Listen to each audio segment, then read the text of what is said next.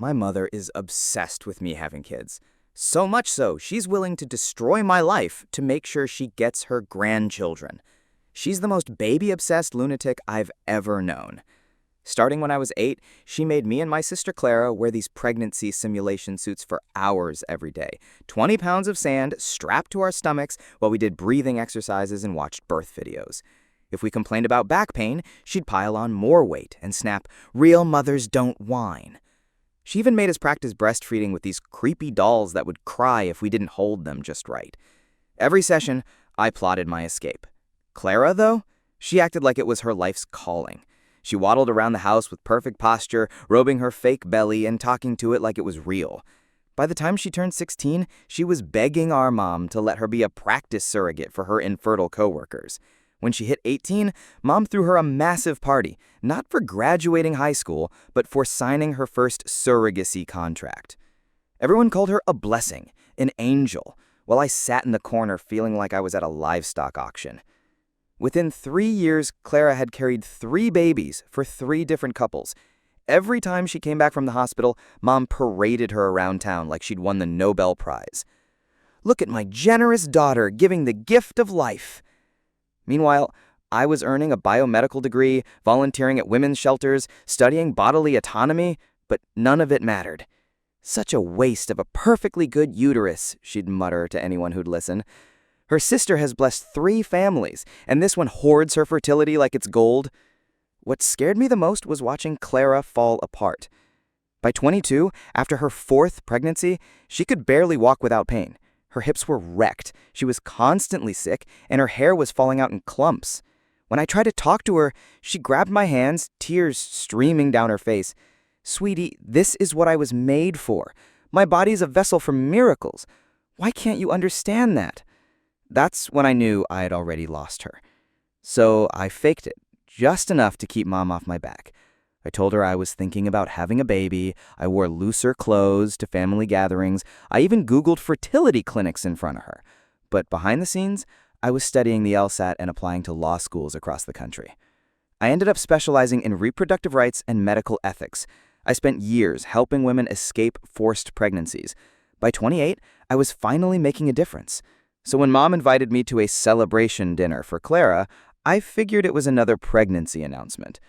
I had no idea what I was walking into. It wasn't a celebration, it was an intervention. "Sweetie, you're not getting any younger," Mom said sweetly while Clara sat beside her, belly huge with pregnancy number 4. "So I've taken the liberty of starting your fertility treatments." Before I could even reply, she pulled out a syringe filled with hormones. Just a little boost to get those eggs flowing. I jumped back, but Clara grabbed my arms from behind. "Please, Sylvie, just try it. I've already found the perfect couple for your first baby." I screamed, fought, but Mom lunged forward with the needle. That's when I noticed the other syringes laid out on the table. They'd planned this. She plunged the needle into my thigh, and I felt the cold fluid sear through my muscle. Through the haze, I heard her on the phone. "Yes, we've started the protocol. She'll be ready for harvest in 2 weeks." That's when it hit me. This wasn't just family pressure anymore. This was trafficking. I woke up in the ICU with ovarian hyperstimulation syndrome so severe they nearly had to remove everything. Mom stood towering over me. "We only brought you here because we wanted to save your womb," was the first thing she said. I pressed the red button for the nurse. She took one look at my mom and quietly escorted her out, then began her examination. As soon as we were alone, she wrapped her arms around me and asked me if I was okay. I broke down. Everything hit me at once. The fear, the betrayal, the pain, and somehow I started telling her everything. The forced surrogacy, the favoritism, the lifelong abuse. She looked stunned, asked me to repeat it all, and I did. I poured everything out until there was nothing left. Hospital security was called to ban my mother from my room. I didn't realize it then, but with the help of one nurse, I was about to make my family pay. The nurse returned about 20 minutes later with a uniformed officer who introduced himself as Detective Ramirez from the Domestic Violence Unit. He pulled up a chair beside my bed while the nurse adjusted my IV. "Sylvie, I specialize in cases involving reproductive coercion and forced medical procedures, he explained, pulling out a small voice recorder. What your mother did qualifies as assault, and based on what the nurse reported, this might be part of a broader pattern. Through the glass window of my hospital room, I saw movement in the hallway. My mother was trying to push through the emergency exit. Her face was twisted with fury. She saw me watching and pressed herself against the glass, mouthing something I couldn't make out at first. Then she exaggerated it. Ungrateful bitch! My phone buzzed on the bedside table.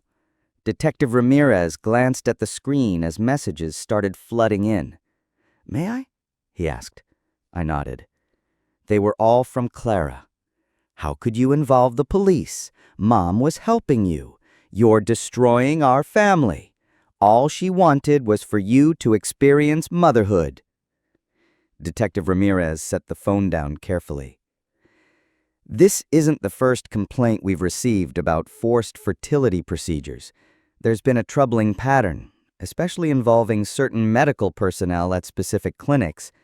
He paused, watching me closely. "Your mother, does she work in the medical field?" My stomach turned. "She's a receptionist at Blessed Beginnings Fertility Clinic." His expression darkened. Just then, a hospital social worker knocked and stepped inside. A middle-aged woman with warm eyes who froze the second she saw my chart. "Sylvie Moreno. Your mother is Helena Moreno? You know her?" I asked. The social worker hesitated, gripping her clipboard tighter. "We've crossed paths. Let me get you some resources." She rifled through her papers, clearly rattled. Detective Ramirez quietly jotted down notes while I recounted the entire intervention dinner.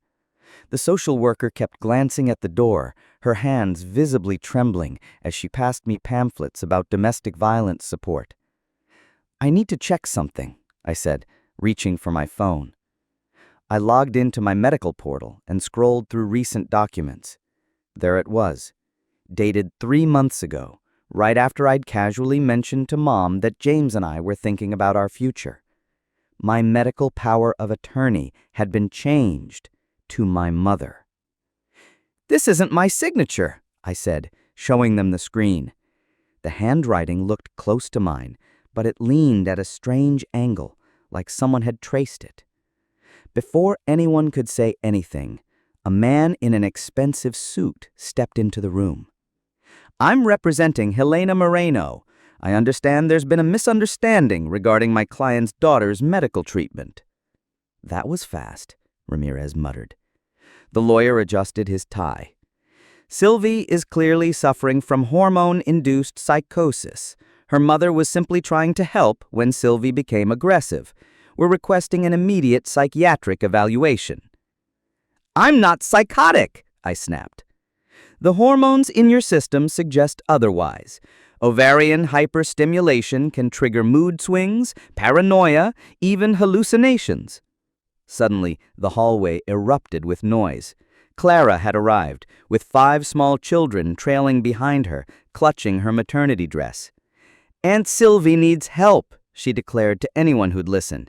"She's been dealing with jealousy issues for years." Hospital security rushed over to contain the chaos as the kids began to cry. Clara bounced the youngest on her hip while rubbing her pregnant belly with her free hand. I grabbed my phone and called my law firm. I needed backup.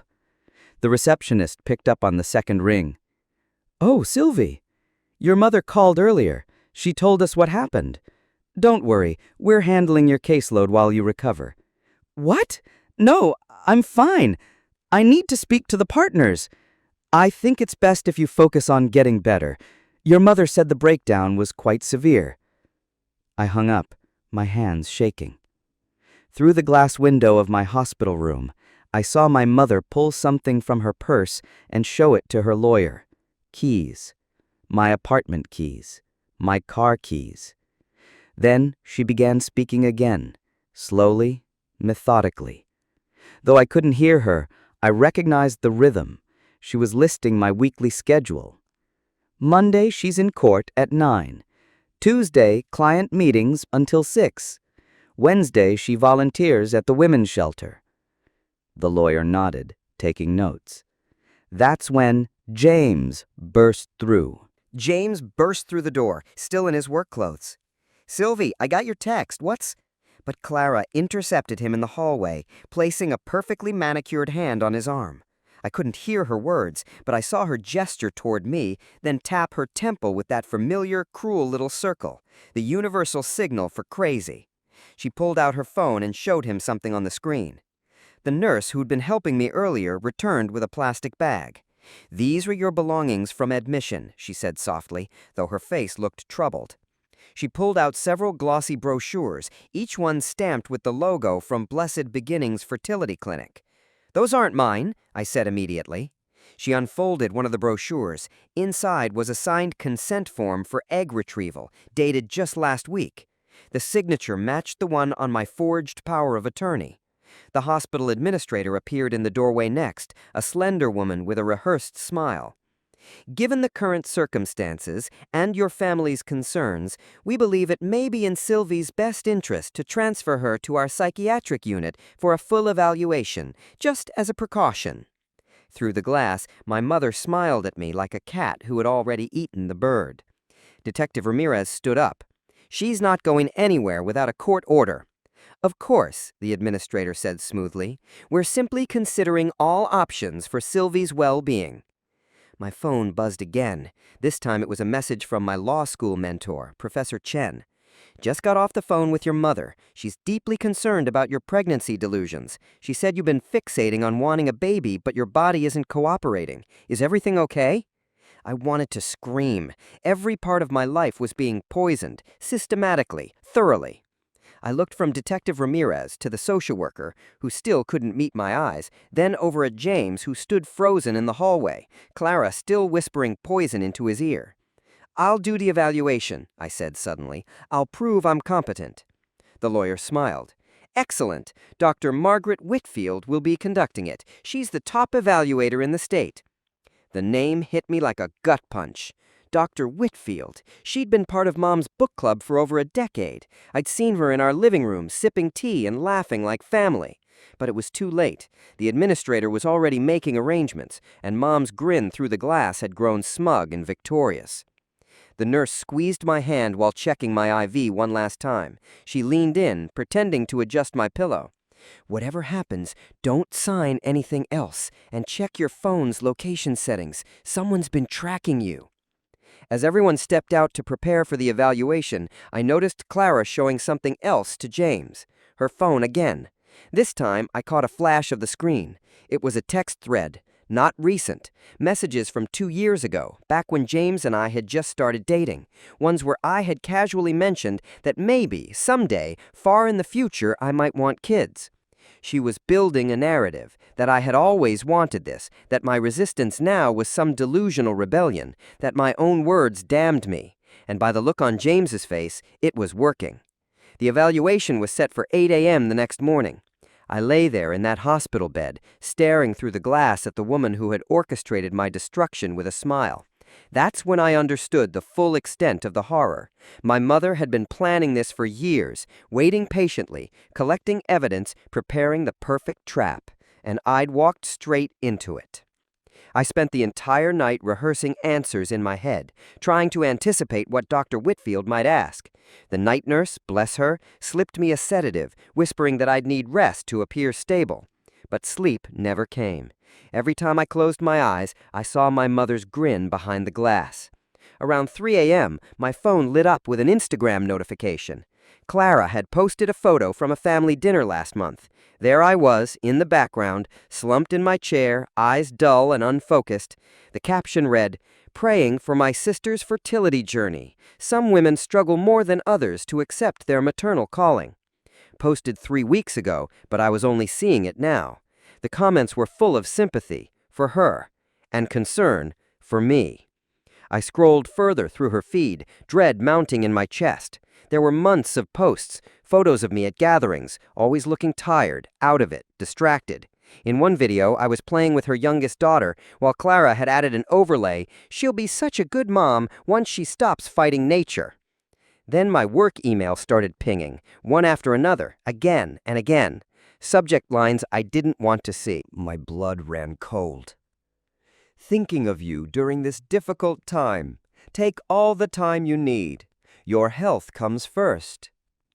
An email. From my firm. From my account. My hands trembled as I opened it. Dear colleagues, I'm writing to inform you that I'll be taking an indefinite leave of absence to address some personal health matters.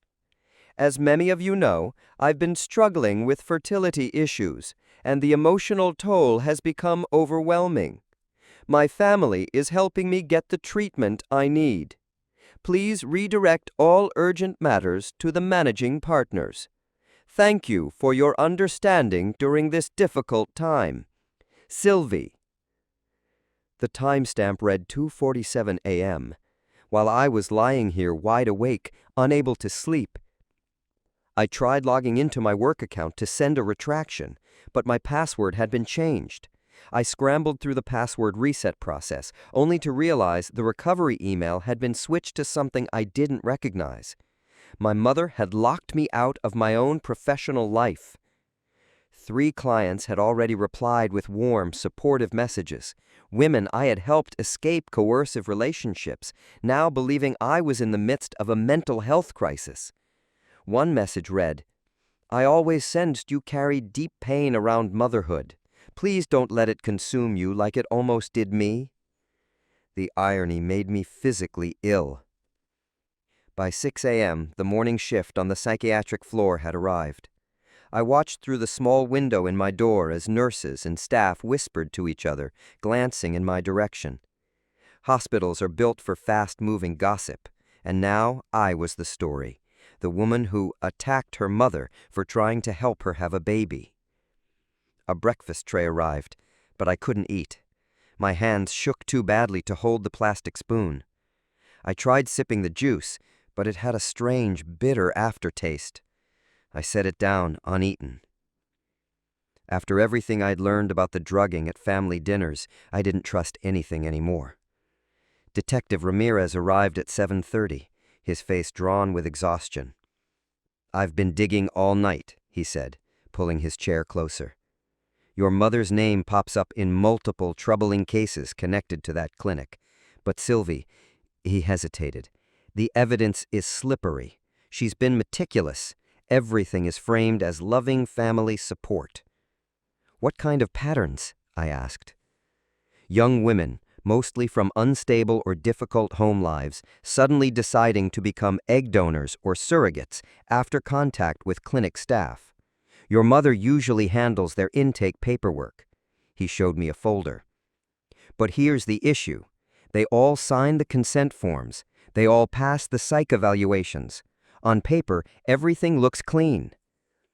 Because the system was never built to protect the women. It was built to protect the business, I said quietly. He nodded grimly. I'm still building a case, but right now, my priority is getting you through today's evaluation safely. At exactly 8 a.m., Dr. Margaret Whitfield arrived. She carried a leather briefcase and wore a well-practiced, sympathetic smile that never touched her eyes, just as I remembered her from those book club nights at our house. Silver hair, pressed blazer, reading glasses on a pearl chain. Sylvie, dear, she said in a honeyed voice, your mother's told me so much about your struggles. Detective Ramirez opened his mouth to object, but she raised a manicured hand. I'm afraid the evaluation must be conducted privately. Standard protocol. I'm staying, he said, his tone firm.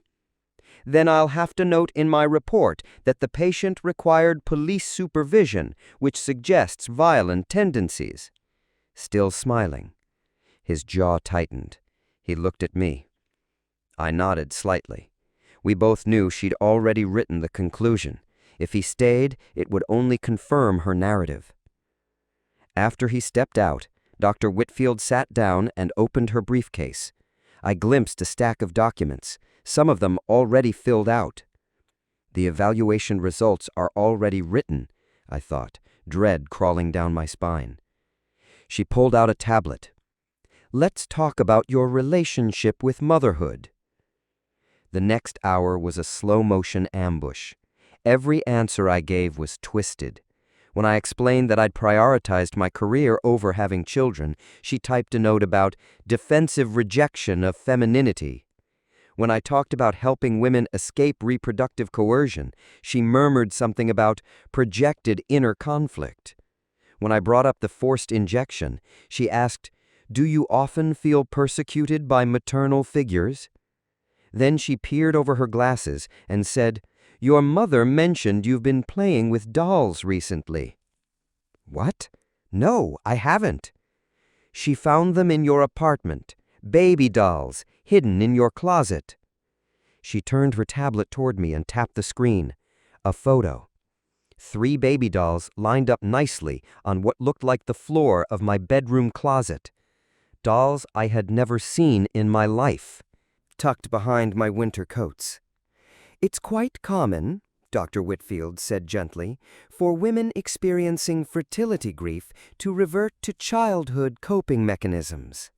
I stared at the photo. My mind raced. The dolls were too perfectly posed, like someone had staged the scene. One cradled a bottle, another had a tiny diaper bag slung over its shoulder. The third was wrapped in a handmade-looking blanket. "Those aren't mine," I said, my voice sharp. "Denial is also common," Dr. Whitfield replied, still typing away. "Sylvie, there's no shame in wanting children. But when that desire becomes so overwhelming that you lash out at the family trying to help, she injected me with fertility hormones, against my will." "She attempted to give you a vitamin supplement," she corrected, her tone soft but patronizing. "According to witnesses, you became violent and had to be restrained." She tilted her head, her eyes filled with mock concern. "The mind can play tricks when we're under pressure. Sometimes love feels like attack." My phone buzzed on the tray beside me, a notification from my bank, a large withdrawal from my savings account. I reached for it, but Dr. Whitfield casually leaned over and picked it up before I could. "Let's stay present, Sylvie," she said sweetly, slipping the phone into her briefcase. "Now, tell me about your jealousy toward Clara." "I'm not jealous of my sister." 7 successful pregnancies, a supportive partner, the admiration of an entire community. And meanwhile, you've devoted your life to helping women avoid motherhood. Don't you see the contradiction? Every word I said was used as evidence against me. By the end, she had built a portrait of a woman so overwhelmed by repressed maternal longing that she had created an elaborate fantasy of betrayal just to avoid facing the truth. "I'm recommending a 72-hour hold for observation. With continued therapy, I believe we can help you resolve these delusions." "You can't do this," I said, struggling to sit upright. "I know my rights." "Of course you do, dear," she said with a soft, infuriating smile. "You've spent years studying law to compensate for what you perceive as feminine inadequacy." She stood, smoothing her skirt. "The hold begins immediately. Psychiatric transport will arrive within an hour." She walked out as if she'd just sealed a real estate deal. I grabbed the room phone, desperate to call anyone. But who? My firm thought I was having a breakdown. My boyfriend had been completely poisoned against me. My finances were being drained. Even Professor Chen had been pulled into my mother's campaign. The transport team arrived while I was still holding the useless receiver. 2 orderlies. Gentle faces. Firm, practiced hands. They spoke to me like I was made of glass and dynamite. The nurse who had once whispered warnings was nowhere to be found. As they prepped me for transfer, I saw my mother in the hallway. She was standing with Dr. Whitfield, dabbing her eyes delicately with a tissue, playing the role of the brave mother dealing with a mentally unwell daughter. Hospital staff gave her sympathetic pats on the shoulder. The psychiatric ward was in another building, connected by a long underground tunnel. The fluorescent lights buzzed overhead. Every squeak of the wheelchair wheels echoed sharply. Somewhere, a door clanged shut. The orderly pushing me hummed a tune without melody. My new room was small, sterile, white walls, a narrow cot with visible restraint straps, a window with reinforced glass. They handed me paper scrubs and took my belongings for safety. The intake nurse was young, efficient, clearly uncomfortable. Any history of mental illness? No. Number of suicide attempts? What? None. Violent episodes? No. Wait, they're saying I attacked my mother? I'll put down one recent episode. She typed fast. Dr. Whitfield's orders state no visitors except family for the first 24 hours. No phone access. It's for your stability. That's illegal. I have the right to call my lawyer. She hesitated, biting her lip. I'll have to check with the attending. But the attending physician was unavailable. So was the patient advocate. So was the ward administrator.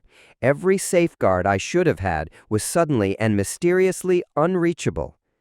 I wasn't in a hospital. I was in a cage shaped like care. My mother arrived that afternoon with a suitcase. I brought you some comfy clothes, she said cheerfully, setting it on the bed. And a few photos of Clara's babies. I thought they might remind you what we're working toward. Handwriting that looked almost like mine. Photos of babies I'd never seen before, labeled with names like your nephew and your godson. The retrieval is scheduled for next week, my mother said casually, hanging up a dress clearly designed for someone heavily pregnant. Dr. Martinez at the clinic is very optimistic about your egg quality. 28 is still an excellent age for success. I'm not consenting to any egg retrieval, I said, my voice trembling. Of course not, dear. Not in your current mental state. She smoothed the dress along the hanger with deliberate care. That's why I've petitioned for temporary medical conservatorship, just until you're thinking clearly again. She pulled out a thick folder. Legal forms, medical reports, psychiatric evaluations, my forged signature on half of them, but all perfectly executed. A carefully curated paper trail stretching back months, charting a fictional descent into fertility obsession. Your colleagues have been wonderfully supportive, she continued, flipping through the paperwork. Several wrote letters for the hearing. They said they had noticed your preoccupation with pregnancy for quite some time. She gave me a knowing look. All those pro bono cases for pregnant women, they assumed you were working through something personal. I could only watch her as she transformed my psychiatric room into a grotesque mockery of a nursery. A framed ultrasound image labeled Baby Moreno, dated for next month. A mobile of tiny elephants, a pregnancy nutrition guide, every item carefully selected to reinforce her fantasy. Clara sends her love, Mom said, pulling out her phone. She's been so worried about you. She pressed play on a video. Clara was in a hospital bed, pale and tired, surrounded by flowers and balloons, cradling a newborn. Hi, Sylvie. I just wanted you to know that I love you. And when you're ready, there's a wonderful couple waiting to give your babies all the love in the world, just like mine are getting. Don't fight this, okay? Let Mom help you. She only wants what's best. The baby began to cry. Clara winced as she shifted, the flash of pain flickering across her face. The camera shook slightly. Whoever was filming had noticed it too. Then the video cut out. She's so brave, my mother said, as she slipped the phone back into her purse. 9 pregnancies now, and not a single complaint, unlike some people. Just then, raised voices erupted from the hallway. Security had been called. I moved toward the door's small window and saw her, the ICU nurse who had helped me, being escorted out by security. She clutched a cardboard box of personal belongings, her face red with frustration. My mother noticed where I was looking. Oh yes, she said calmly, smiling. She was dismissed this morning. HIPAA violation, I heard. sharing confidential patient information without authorization. Such a shame. She seemed like a nice girl. The message was clear. Help me, and you'll be destroyed too. After she left, I tried to rest, but the bed was too firm, the lights too bright, the muffled cries and murmurs from other rooms too haunting. One patient kept sobbing for her mother. Another moaned in her sleep. The night nurse came by every hour, flashlight beam cutting across my face. Around midnight, another nurse slipped quietly into my room. Older, gray-haired, exhausted. "I don't have long," she whispered, "but I knew the nurse who tried to help you. She asked me to pass this along." She pressed a small scrap of paper into my palm. A phone number. "Don't call from here. The phones are monitored. But when you get out, call. There are more of us than you think. Women who've seen what happens at that clinic. We've just been too afraid." Then she was gone. I memorized the number and shredded the paper into tiny pieces, flushing them down the toilet. Evidence of conspiracy, my mother would say. Paranoid delusions, Dr. Whitfield would call it. The next morning I was scheduled for group therapy. 6 women seated in a circle sharing their struggles. The therapist was young, with wide eyes and a soothing voice. He encouraged us to explore our relationship with femininity. When it was my turn, I stayed silent. Anything I said would be documented, twisted, used against me. Sylvie is working through some fertility grief. Sometimes that manifests as rejection of traditional female roles. A girl across from me, barely out of her teens, looked at me with wide-eyed sympathy. "I get it," she said softly. "I used to think I didn't want kids either, but therapy helped me realize I was just scared I wouldn't be a good mom." I wanted to scream. Not wanting children was valid. Not a disorder, not grief, not fear, not a wound to be healed. A choice. That femininity wasn't defined by reproduction. That I was here because I had helped too many women escape exactly this kind of coercion. But I didn't say any of that. I just nodded and let them believe whatever they wanted to believe. Lunch was held in the common room, beneath barred windows that filtered the daylight into sterile, colorless beams. I picked at the food, still suspicious of anything I hadn't prepared myself. At my table, an older woman with hollow eyes and trembling hands leaned over conspiratorially. "First time?" she asked. I nodded. "Word of advice," she said, stirring her pudding with mechanical detachment. "Agree with everything they say. Fastest way out is through compliance." She gave a bitter smile. "I've been here 6 times. Keep fighting my daughter over custody of my grandkids. But this time," she let out a humorless chuckle, "this time I'm gonna play along. Tell them I understand boundaries, accept my role." She air-quoted the word like it burned her tongue. "Whatever gets me out, right?" That afternoon, I had another individual session with Dr. Whitfield. She had set up a permanent office inside the ward to better serve her patients. The walls were lined with inspirational posters about healing, motherhood, rebirth, all pastel colors and vacant smiles. "Your mother mentioned you had some questions about the retrieval procedure," she began casually. I didn't. "It's natural to be curious," she said smoothly. "Many women find that understanding the medical process reduces their anxiety." She slid a brochure from Blessed Beginnings across the desk. "The clinic has a very high success rate, and the couple your mother chose is lovely. He's a doctor, she's a teacher. They've been trying for 5 years." "I'm not donating my eggs." "You're donating the possibility of life," she corrected gently. "There's a difference." She made another note on her pad. "Sylvie, I want you to try something.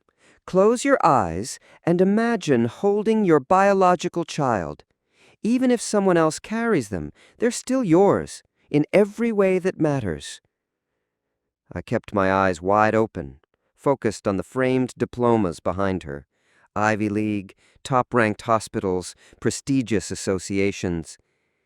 It wasn't a back-alley racket. It was licensed, professional, institutionalized manipulation. "Resistance is normal," she said, folding her hands. "But I think deep down, you know your mother is right. You've spent so long fighting your nature, you've made the fight your identity. But what if you just let go?" During visiting hours, I was told James had come, but I wasn't allowed to see him. Family only. Instead, Clara arrived, moving slowly, one hand resting under her belly, the other holding on to the 5 children who fidgeted restlessly in the sterile room. "Aunt Sylvie is sick, but she's getting better," she told them. The eldest, a girl maybe 6 or 7, studied me solemnly. "Grandma says you're going to have babies soon, too." "That's right, sweetheart," Clara said before I could speak. "Aunt Sylvie just needs a little help remembering how much she wants them." She pulled out edited photos from our childhood. Images of us wearing those awful pregnancy suits, but this time I was smiling, beaming, hands on my fake belly like I was proud of it. "Remember how you used to name your pretend babies? You had a whole list. Emma, Sophia, little James Jr. if it was a boy." "That was you. Those were your names." "No, Sylvie." She reached into her bag and pulled out something weathered, my childhood diary. She flipped to a page with carefully written baby names in handwriting almost like mine. "This is yours. See? You've always wanted this. The stress just made you forget."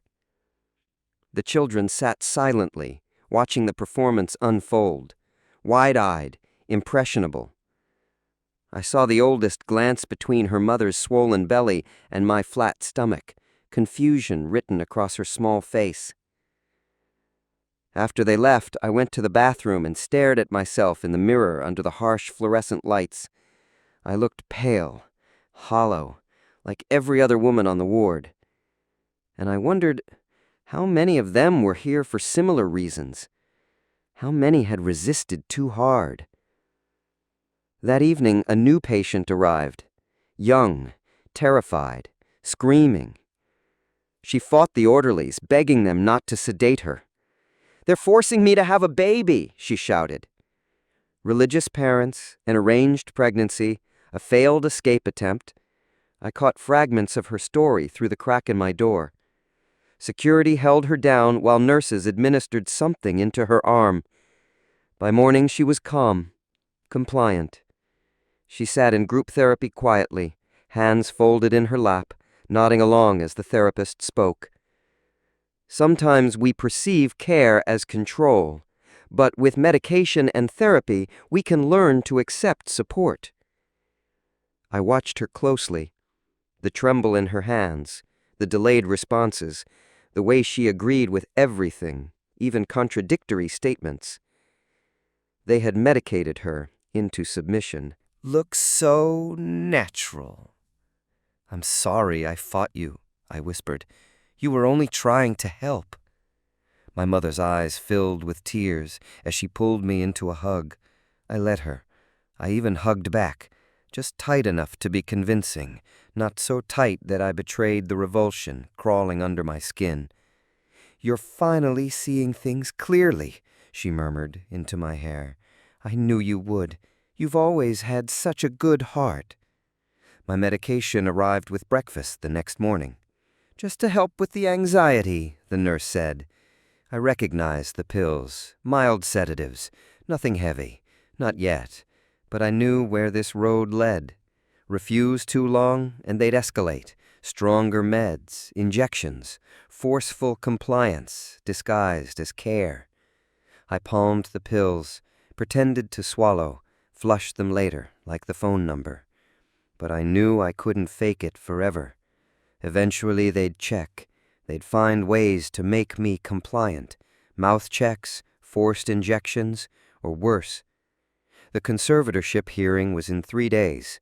Dr. Whitfield assured me it was merely a formality. "You don't even need to attend," she said, with that serene, rehearsed smile. "Your mother will handle everything. You just focus on getting well." But I knew what that hearing meant. If Helena got conservatorship, she could consent on my behalf to anything: egg retrieval, hormonal treatments, even forced pregnancy, if she found the right words to frame it as therapeutic intervention. That night, I lay in bed, staring at the ceiling, not planning escape. That would only prove their suspicions. No, I planned something else. Compliance. Strategic, calculated, flawless. I'd become the woman they wanted to see, the woman who'd realized she was wrong, the daughter who'd finally accepted her mother's love, a woman ready to embrace motherhood. The performance would have to be perfect. One wrong word, one flinch, one moment of resistance, and I'd be labeled unstable, dangerous, unfit for autonomy. But if I could make them believe I'd had a breakthrough, if I expressed gratitude, maternal longing, spiritual alignment with my biological purpose, then maybe I could walk out of this place before the hearing, in time to stop the court from stripping me of control over my own body. I thought about all the women I'd defended over the years, women caught in similar traps, systems designed to prioritize reproduction over freedom. I had fought for them. Now I had to fight for myself, with the only tools I had left: manipulation and performance. The irony was brutal. To prove I was sane, I had to act broken. To protect my autonomy, I had to pretend to surrender it. To escape my mother's control, I had to become her dream. Tomorrow I'd start. I'd cry in therapy about my empty womb. I'd thank Dr. Whitfield for helping me see the light. I'd ask Clara for advice about egg donation. I would let my mother dress me in maternity clothes and tell her how right they felt. Every word would burn. Every smile would be a betrayal of everything I believed in. But it was the only way out that didn't involve a needle in my thigh and stirrups under my legs. The night nurse passed by again, flashlight cutting through the dark. I kept my breathing even, feigned deep sleep. Far down the hallway, someone cried. Or maybe they never stopped. In places like this, the crying was always just under the surface. 3 days, that's what I had. 3 days to convince them I was cured of the unthinkable illness of not wanting children. 3 days to pull off the most important act of my life. And the most tragic part, I knew I could do it. Years of watching Clara had taught me everything I needed to know: how to move, how to speak, how to perform maternal submission. I could be the perfect patient, the model daughter, grateful, gentle, ready to fulfill my so-called destiny. And maybe that was the most horrifying realization of all.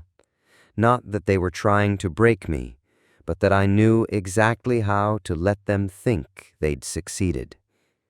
The next morning, I woke with grim resolve. During group therapy, I raised my hand for the first time. "I think I understand now," I said, letting my voice crack at the edges. "All these years, I've been running from what I really wanted." The therapist leaned forward, eyes bright. "Tell us more, Sylvie."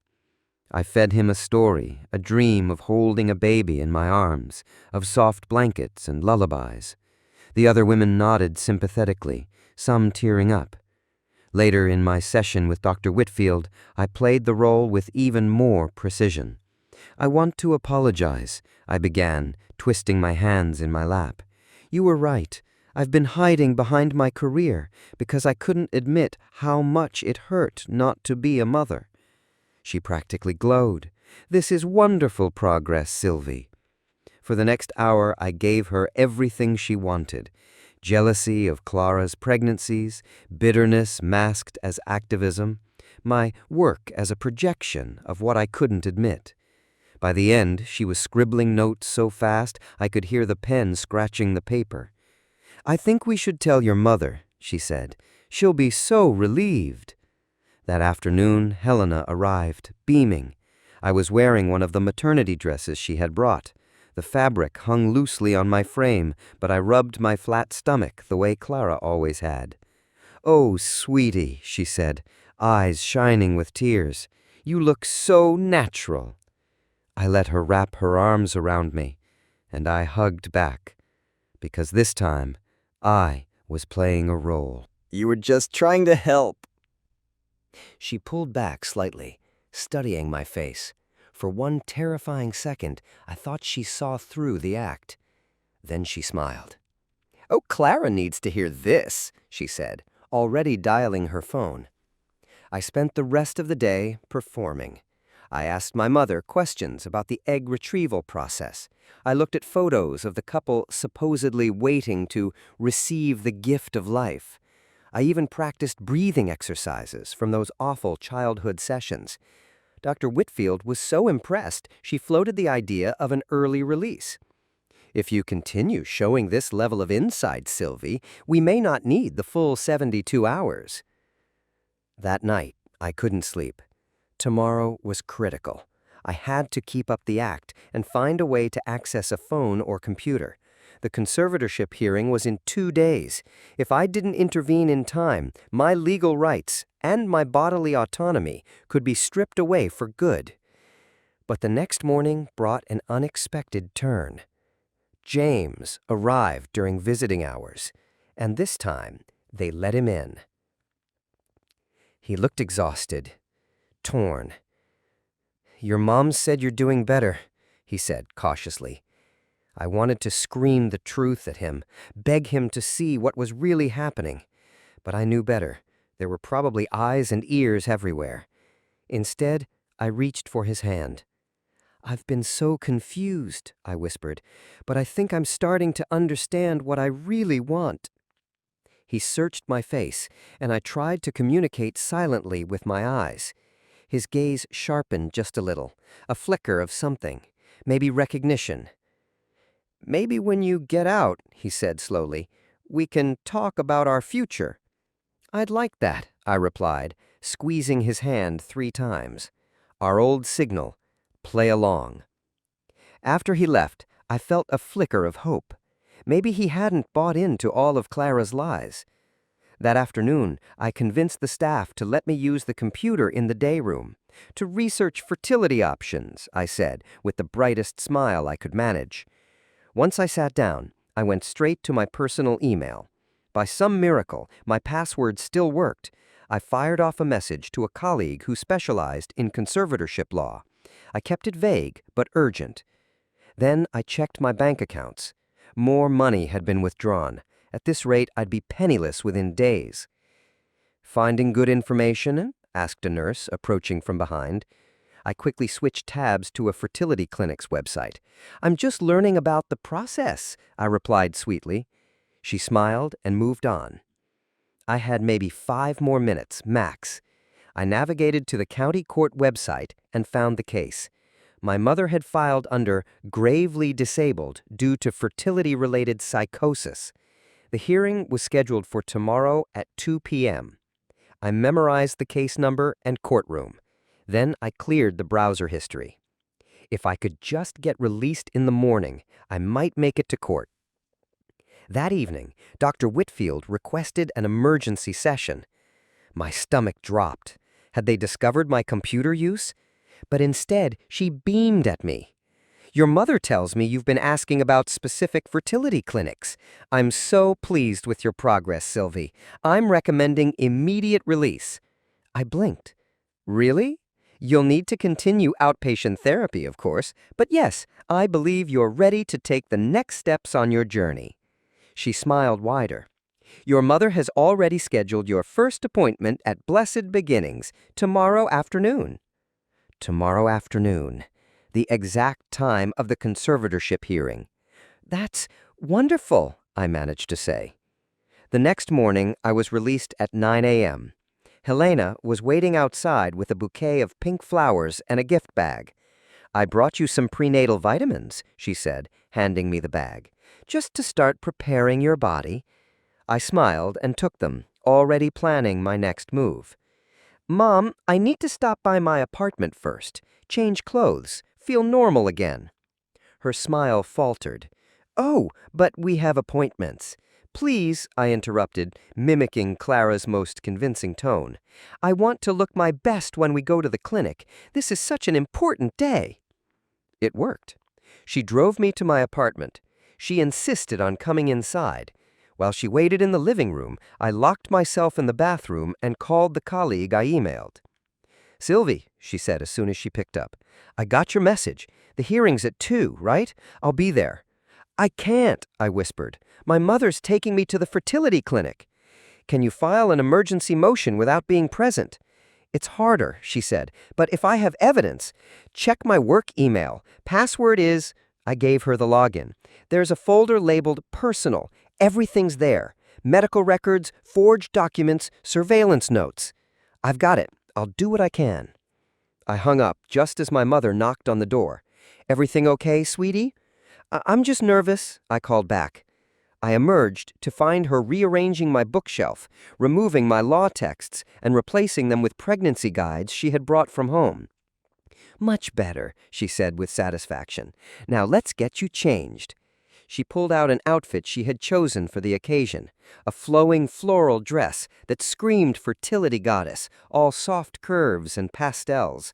I smiled at her and nodded. Inside, I was calculating every move. I put the dress on, playing the part. We arrived at Blessed Beginnings at 1:30 p.m. The waiting room was full of hopeful couples and young women who looked distant, emotionally disconnected. I recognized the look from years of advocacy work, the blank stare of someone who'd been told one too many times what her body was for. "Patricia," a nurse said, greeting my mother warmly. "And this must be Sylvie. We've heard so much about you."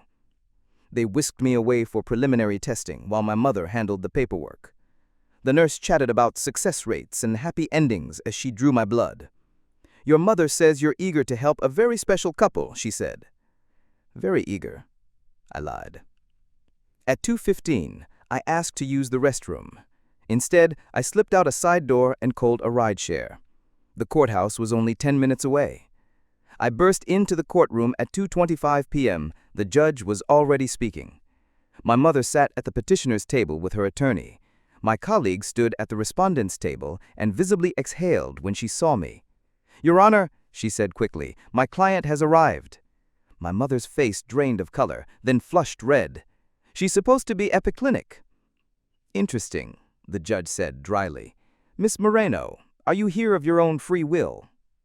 "Yes, Your Honor," I replied, steady. "And I'd like to contest the conservatorship petition." The next hour was brutal.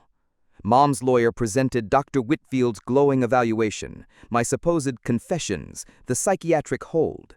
They framed me as a woman drowning in grief, denying her own needs.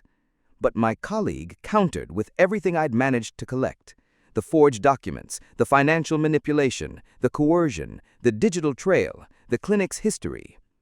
And then I spoke. "Your Honor, I don't have fertility grief.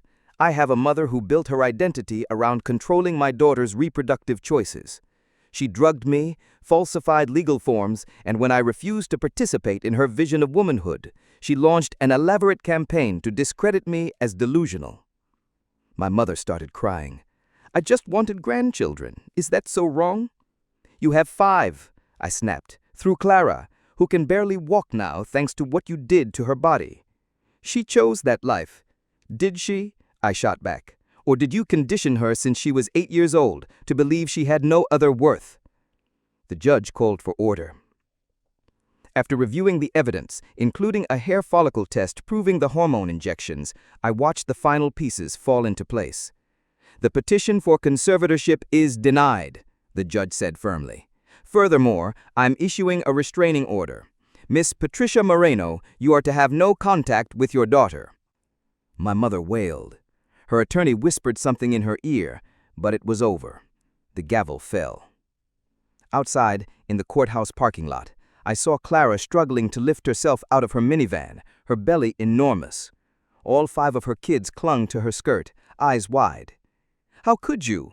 she called across the lot. "Mom loves us. She loves what our bodies can do for her." "There's a difference," I said, "between loving you and loving what you produce." Her oldest, maybe 6, tugged on her dress. "Mommy, why is Grandma crying?" Clara didn't answer. Because how do you explain to a child that they're being groomed for the same fate? I turned and walked away, my colleague at my side. "What now?" she asked. "Now, I file a complaint with the medical board, and I start preparing the civil suit." "What about your sister?" I glanced back. Clara was still standing by her car, 5 children swarming around her like armor. "I can't save someone who doesn't want to be saved," I said quietly, "but I may be able to protect her daughters." That evening, James came over. We sat on my couch, the same one where, I now suspected, my mother had planted those baby dolls. "I almost believed them," he admitted. "The texts, the photos, the stories, it all felt real." That's how good manipulators work. They take a grain of truth and build a mountain of lies. He stayed the night. Not romantically. Neither of us were ready for that. But just having someone in the room who believed me, who saw through the gaslighting, made me feel human again. The next few weeks blurred together. Legal filings, real therapy, not Dr. Whitfield's manipulation sanitized. Slowly, I began to reclaim my life. My firm welcomed me back after I explained the situation. Several of my clients reached out, apologizing for ever doubting me. The investigation into Blessed Beginnings confirmed what I'd suspected, a pattern of coercing vulnerable women, often funneled there by concerned relatives, just like mine. The clinic was shut down pending a full review. My mother tried reaching me through intermediaries, family friends, distant relatives, even our old parish priest. Each attempt I documented. I added it all to the restraining order case file. Clara gave birth to her 6th child 6 weeks later. I heard through the grapevine that there were complications, serious ones. Clara survived, but just barely. The doctors told her she couldn't carry another pregnancy, not safely, not ever again. I wanted to feel vindicated, but I didn't. I just felt sad. She was my sister, despite everything. And now she was left to confront the reality of a body broken, not by chance, but by design. A body sacrificed in someone else's dream. 3 months after the conservatorship hearing, I got a call from an unfamiliar number. I almost let it go to voicemail, but something made me answer. "Aunt Sylvie," a small voice said. "It's Emma, Clara's oldest." "Hi, sweetheart," I said gently. "Is everything okay?" "Mommy's sick again, and Grandma keeps talking about when I'm older and can have babies." Her voice dropped to a whisper. "I don't want to be like Mommy." My heart cracked and soared in the same breath. "You don't have to be, Emma," I told her. "You can be whatever you want." "Can I?" she asked, like she wasn't sure.